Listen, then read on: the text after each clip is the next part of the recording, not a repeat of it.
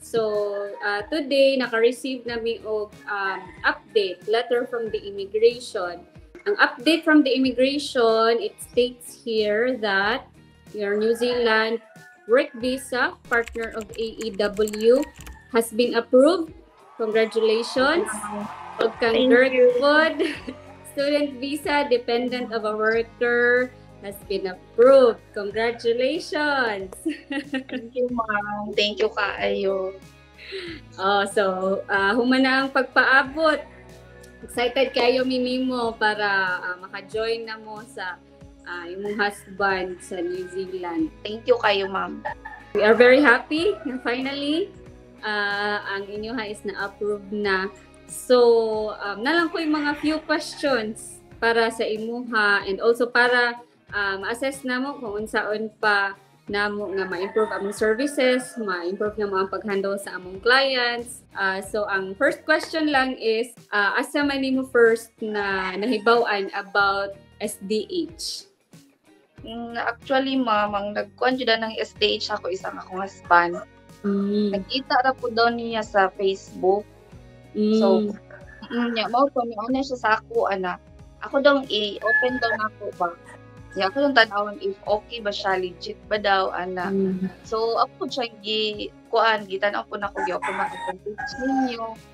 Tapos, nagtanaw-tanaw ko dito, mga ninat man po siya og feedback. Mauto, why not nga, i-try na to.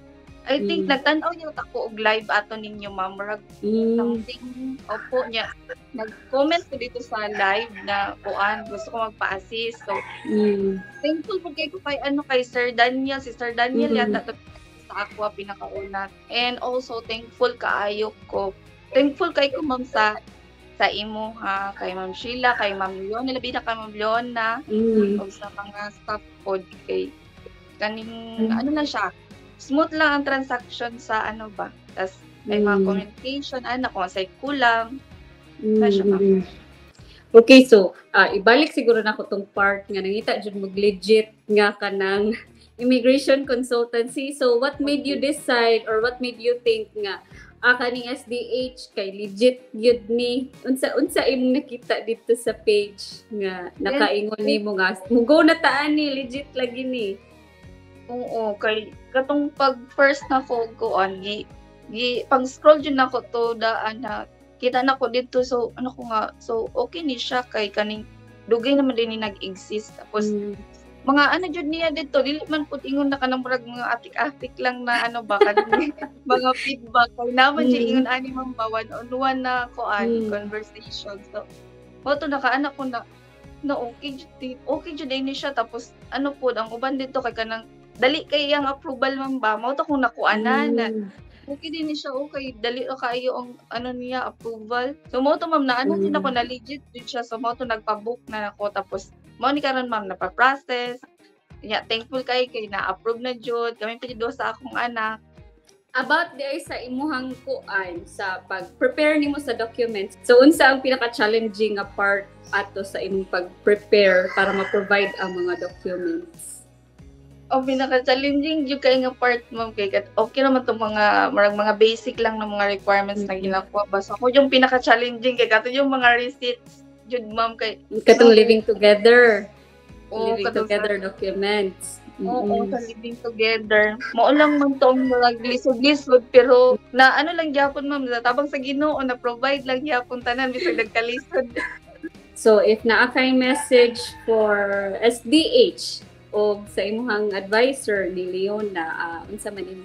Okay ra na si Leona, Bisaya ra man pud na siya, so pwede ra pud nimo Bisayaon yung message niya. Ako masulti kay Ma'am Leona, ma'am, thank you kaayo sa pag-guide all throughout sa processing sa akong visa, sa mga requirements, sa mga questions nako na kanang balisdan ana good, ma'am. Thank you kayo, and thankful kayo sa pag-guide niya. Okay, so if na kay message pod sa mga pareha pod nimo nga naa ilang bana or partner nga naa sa New Zealand unya, gusto na pod sila mag-reunite pero dili sila kabalo kung asa sila moduol or unsaon nila pag-start.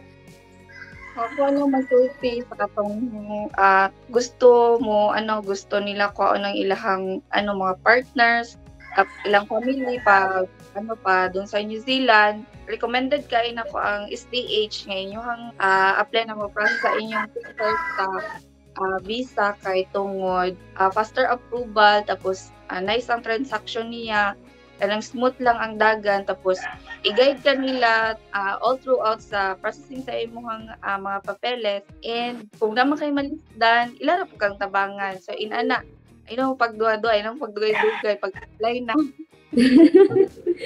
Okay, thank you kaayo sa imong nice kayo nga message, Nick.